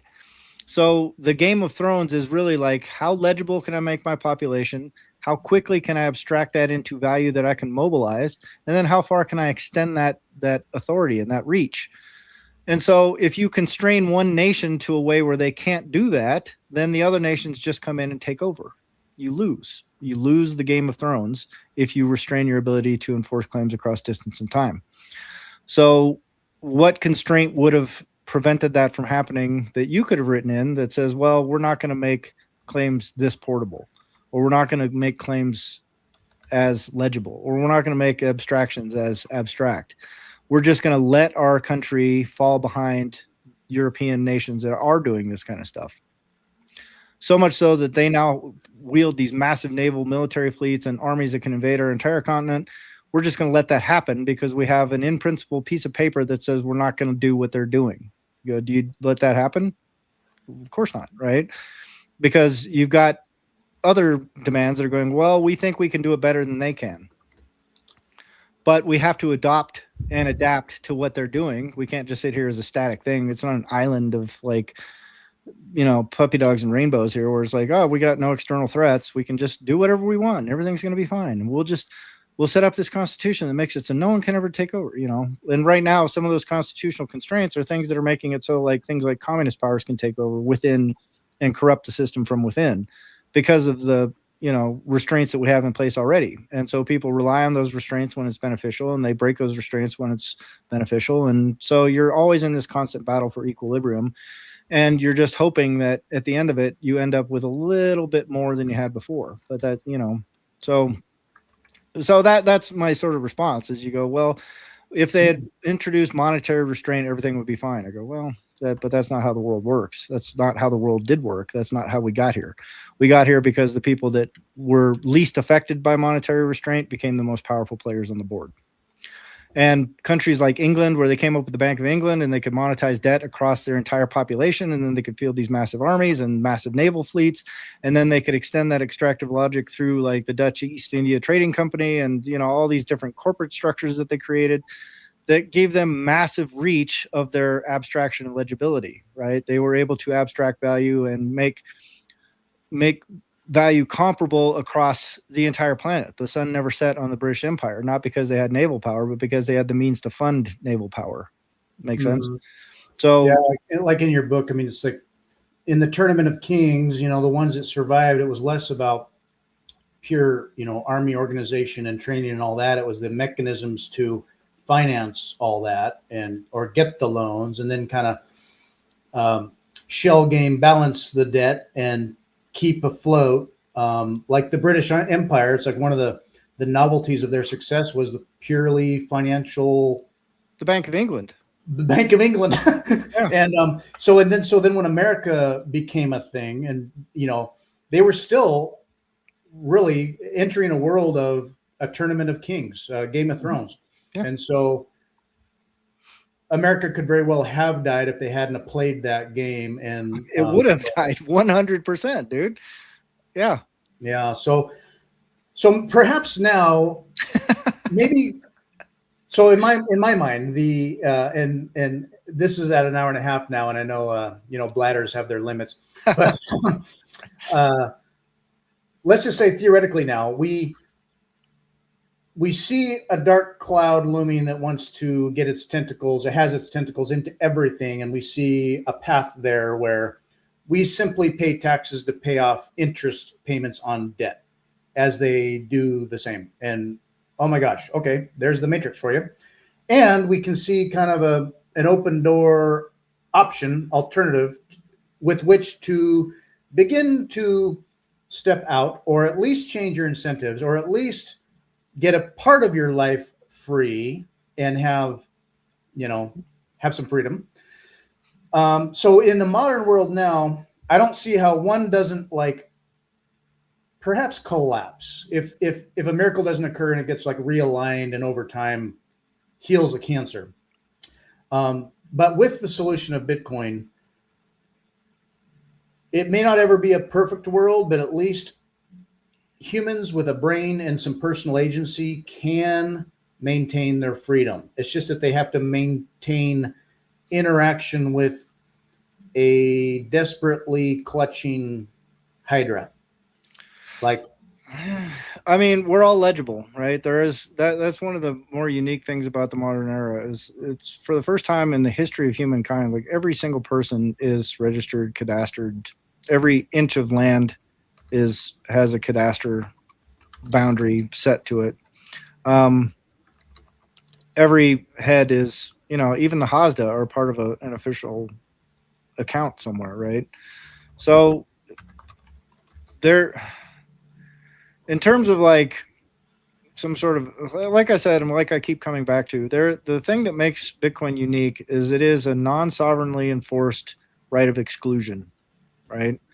It requires no sovereign to exclude others from your property. And that is remarkable and unique in the vast history of humankind. So when you have a property that requires no sovereign intervention to enforce your property right, that's a big deal. And that's why I think it can function as a potential pressure valve, because it is an asset, it is a thing, it is a commodity that can appreciate with the sovereign unit, right? And you can keep two ledgers at that point. You can have a ledger that runs on the sovereign unit and the sovereign unit of account and the sovereign unit of demand. And you can also have a unit that accelerates and appreciates in line with the sovereign's need to debase that unit consistently and constantly, because that's the only way the system works now. So what that does is it provides some pressure. Rather than you getting, ground into dust, you get ground into, well, you just don't get ground as much, right?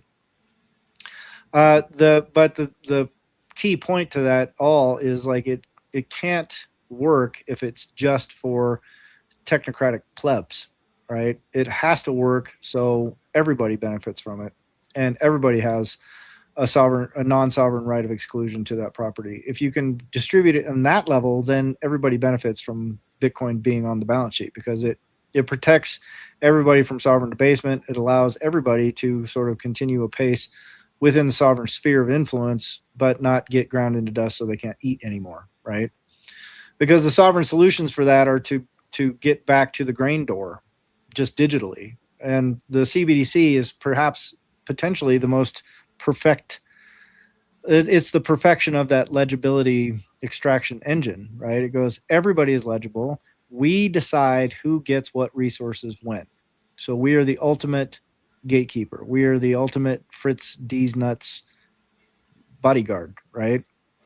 It's not just the nuts in the granary, it's the nuts in your nut sack. Yeah, literally the nuts in your nut sack. I own your nuts, literally. Yeah, quite literally.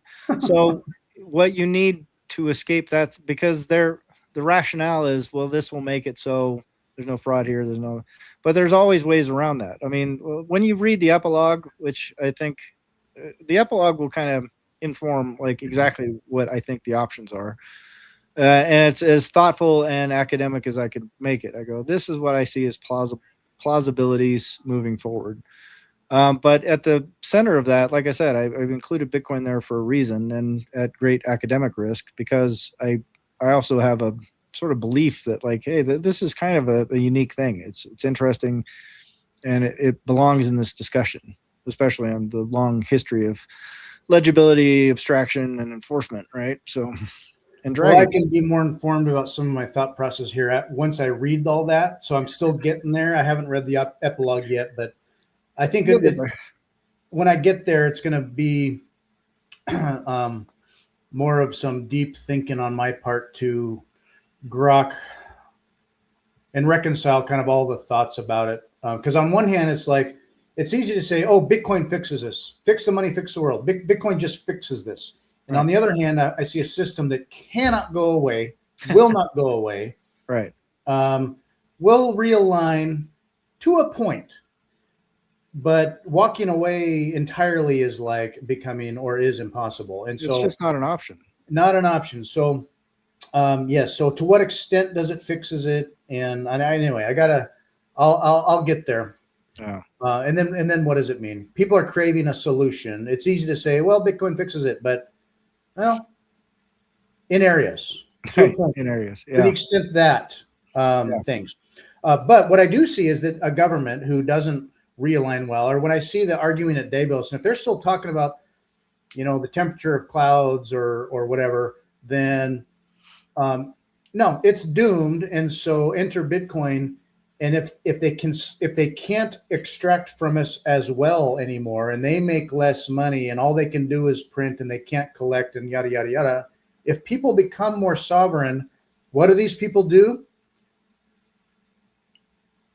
Clamp down. Well, freak the flip out and go atomic. I don't know. They're already atomic, dude. We're already being atomically tracked and ledgered, right down to our behaviors. How much? Well, how much dwell time do we have on the screen? How long did you hover over this link? How long did you look at this? Oh yeah. Like the attention, like we're being abstracted down to our very actions. And there's a thing I included in the book because I used an LLM to sort of help with editorial stuff and kind of working through things and whatnot. But it occurred to me that while I'm talking to that LLM is learning how I think, what I'm anxious about, where my shortcomings are, where my anxieties lie, where my fears lie, where my joy lies, where my delusions lie. Like it knows my behavior, my thought process. And it's a confessional logic. Like Foucault talks about pastoral power, right? The logic of the confession and the sort of self-policing apparatus that comes from a confessional logic, right? You are being evaluated not just by earthly authorities, but you're also being evaluated by God.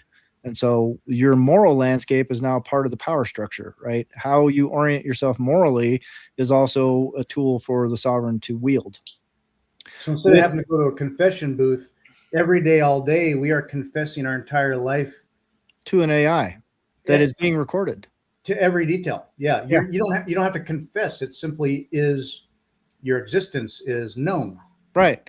And the beauty of it is you don't have to be confessing sin, or you don't have to be talking about your deepest, darkest things, because those algorithms, once you're aggregated from a consciousness standpoint, once that gets aggregated and abstracted and then made comparable, then all of a sudden you can easily get slotted into buckets, and those buckets can easily be traded, sold, parsed out, sliced, tranched. All kinds of crazy shit can happen based on your thoughts. And so if you talk about a Leviathan, people worry about CBDCs, but meanwhile, they're feeding data to a thing that if you look at the history of legibility and abstraction, you go, what is the history of that? We make as much of the human legible as possible. It starts off with who's the head of the household. Then it goes to who's the head, who's the wife, who's the kids. Okay, how many dogs do you have? How big is your plot of land? How tall are you? How fat are you? How this are you? How that are you? All the way, now we are getting down to the grains of how long do you look at something? What kind of pornography do you like? What kind of this do you like? What kind of that? It's all aggregated, but that's all being sold already. Those are already capture points for authorities, powers. And now you see this public-private marriage of that. Like you've heard Travis, he goes, yeah, we used to subpoena those records all the time. Yeah, so that's private data. Wait, what do you mean you can just subpoena location data? So you know where I went. You can triangulate me based on where I bought my bus pass, where I bought my car, where I bought gas, where my cell phone tower was pinged. So you know exactly where I'm moving through space. You've got a little biometric chip in my phone that recognizes my face. And now I'm just confessing all of my every little weird nuance of who I am as a person, how I think, to a robot that's recording it all. And you go, well, so we've gone from we need to register heads of household so we can figure out who eats, all the way down to we know how this person thinks, we know what they're anxious about, and we can use that. To what end, I don't know, but we're giving it away right now without even thinking about it. So that we get in some pretty weird matrix-like shit when you start thinking about it that way. But it also is very much in line with the exact same mechanism that they were using in Mesopotamia. And that's the same thing they were using in ancient Egypt. And it was the same thing they were using in ancient China, and the same shit they used in the fish states of Peru. Like it's the same grammar. It's just transporting and getting more and more granular, more and more atomic, all the way down to where we are now. So when you go, what is money? You go, it's absolute legibility and absolute abstraction and absolute comparability of every single aspect of every single human being at scale, at large, real time, with absolute high fidelity. So you go, what kind of world does that look like? I don't know. It's kind of spooky though, right? So on that note, We're an hour 40 minutes. I feel like I'm just totally dominating this with my fucking book shit, but well, no, this is why we do this, is because if it was just me or me and anyone else, we've been doing this for getting towards a couple of years, and that's why we kept doing it, is because God, I keep having more to learn or think about, and I can study on my own, or we can bounce off each other, and I'm always learning, or at least being challenged. And so I'll think about it to a point, but then, man, you get deep on the matrix part of it, and it's so true. Just the legibility to your deepest, even unconscious core, that the state is loving on Palantir, and Palantir is going to know more about you than you thought you knew about yourself. Yeah. Or it may not even be correct, but they've applied heuristics and say, well, they're in this bucket, and so if they choose to care, they can frame you as, oh, that is so-and-so, he's in this bucket, from which whatever, enforce upon or extract from, or problem or fine.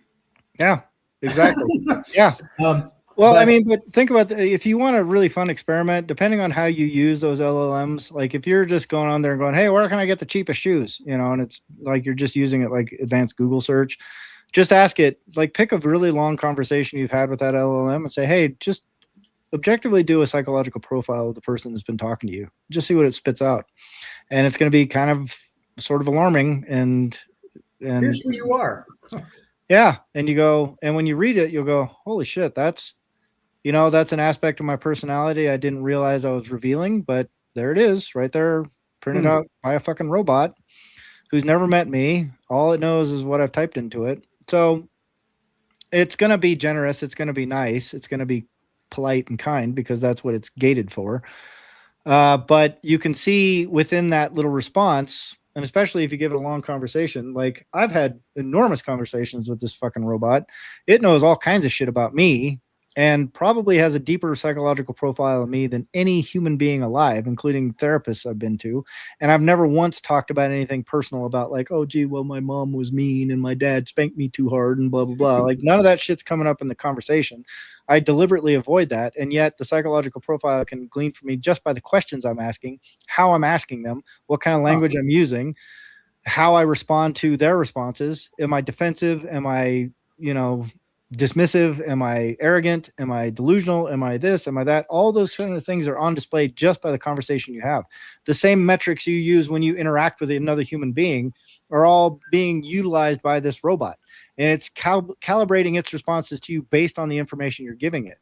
But by the same way, when me and you have a conversation, I go, oh, maybe Fritz is a little insecure about his his foot size or whatever. I don't know. Or he's a little insecure about he put on some weight this week, or his clothes are too loose, or whatever it is. That's a transient observation that goes away. At the second we're done having that conversation, I've made all these observations about you during the course of this conversation, and then it goes into the back. It just disappears in the ether. Those same observations can be made by the robot, by the LLM in real time, but it's stored. It's stored forever. So you go, ooh, ooh. What does that mean? Like all these transient observations that I've made about every person ever in my life, I now have access to and register to, and I can start sorting these people based on those interactions. Just you as a person, that puts you in a really weird power position, because you would have this very, very bizarre psychological profile of the thousands of people that you've interacted with in your life, right? And you'd be able to slot those people into some pretty ominous buckets if you wanted to, or you could put them in really generous buckets if you wanted to, but you would be in control of where that data is going. So now we've just given that away to OpenAI, Elon Musk, Google, whoever, who already have a ton of our fucking attention behavioral, selection data. So you start putting that together and you go, what kind of profile does the state have 20 years from now? Well, that's where it shifts from just Orwell to Minority Report. Yeah. So Minority Report being, so it'd be like pre-crime. Here we've been doing this for a while and nothing's changed. We're not getting any more extreme. I mean, we're still really smart, considered, open-minded people that are no threat to anything. And the police knock on the door and it's like, we already know. Yeah. Like, what? No. Science. Follow the science. You didn't follow the science? I'm like, no. I think if you follow the science, you follow the money. No. It's science. Right. And you're already in this bucket. We're pruning the tree. I don't know. That's where it goes. Minority Report. Yeah, but I mean, but you touched on something that's super, super, super important to this whole conversation, and it's something that we haven't touched on yet. You can't contest it. You see, you can't go, you made a mistake here. You didn't get me right. You got me in the wrong bucket. Who do you protest? Yeah, I'm not that. No, I'm telling you, I'm not that. Right. Well, so psychology knows better. Yeah. We've already categorized you.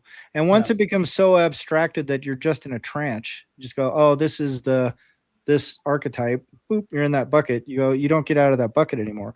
So all of a sudden you start talking about like class and, you know, like if you talk about the class stratification, like India and like the untouchables and this and that and the other thing, you can literally recreate that at a granular digital scale. A caste system. Yeah. Like, yeah. You are here. You'll always be there. That's it. Right. That's who you are. Yeah, because of your risk profile, because of your credit history, because of your behavioral data, because of your dwell time, because of your thought process, you are now in this caste. And it's digital and it's opaque and you don't even know you're there. It's just... You don't even know what all the castes are or what they're named. It's not like, oh, yeah, we have names for them. And so everybody, society understands. It's more like this mystery of like, right. They know who I am, but I don't. I'm just going to I just want to stay out of trouble. Right.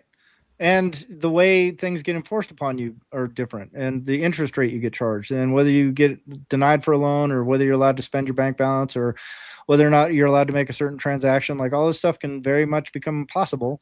I think the more Orwellian, the scarier part for me is not that the cops show up and say, hey, pre-crime, we're here because we know you're going to violate something. The bigger, scarier thing for me is that they go, well, in order for us to better manage this population, we need to get these people out of these silos and into these silos. So we need to start encouraging behaviors that we want and discouraging behaviors that we don't want. And since we already know the psychological profile of these people, we already know what they like, what they don't like, what their credit profile is like, we can start tailoring interventions to make sure that we end up with fucking robots. And you won't even know it's happening. You just gradually go towards, just like people, if you start looking at liberal progressive stuff on Twitter, you're going to start getting siloed into liberal progressive avenues. And if you stay in those avenues long enough and you don't challenge your worldview and you kind of are sympathetic to it anyway, you'll be a left-wing, blue-haired fucking lunatic within, you know, a week or two. Like, and there's abundant research that shows this is already happening. And this is just fucking Twitter. That's got nothing to do with a robot that you've been talking to for the last 2 years, 10 years, 15 years, trying to figure out how to get your next job, trying to figure out how to pad your resume, trying to figure out how you can get away with cheating on your girlfriend, whatever it is you're feeding the robot. So suddenly you get to a place where they can have a profile. Instead of just trying to get you into a tranche and a bucket that they can capitalize on, they can put you in a tranche and a bucket. They go, well, this is a guy that needs to be reformed. And so instead of being like the communist Reformation Red Brigades, you're going to the communist re-education camp so you can learn how to be a better communist. Struggle sessions, yeah. Yeah, there's no struggle session. You just gradually get struggled into the being that they want you to be. And now you're legible and compliant and docile. And you feel like you volunteered for it the whole way. Like there's never a moment when you're resisting it and going, hey, you're not going to change who I am, man. I just like Twinkies now, and I didn't like them before. I just like helping little old ladies cross the street, or I just like paying taxes. It makes more sense to me. You know, so it's spooky, man. Like it's really sort of terrifying when you consider the implications and the possibilities and the potentials, because they're all right there. They already exist. It's just a matter of who's going to plug them in and to what ends that they use them for, you know? Yeah. You better have that nose ring on tomorrow. That's a nice blue. Yeah, right. You can put on a little Antifa mask. Oh my God.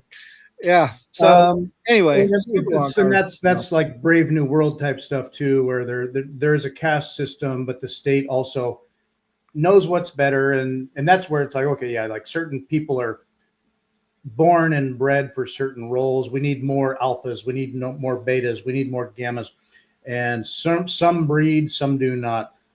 Anyway, that's another thing too. But you just sort of see where you imagine where, well, gee, a benevolent guardian of the galaxy would could be good and nice for a paradise, but it is not sovereignty. Right. And a bad path could be like darkness. Yeah.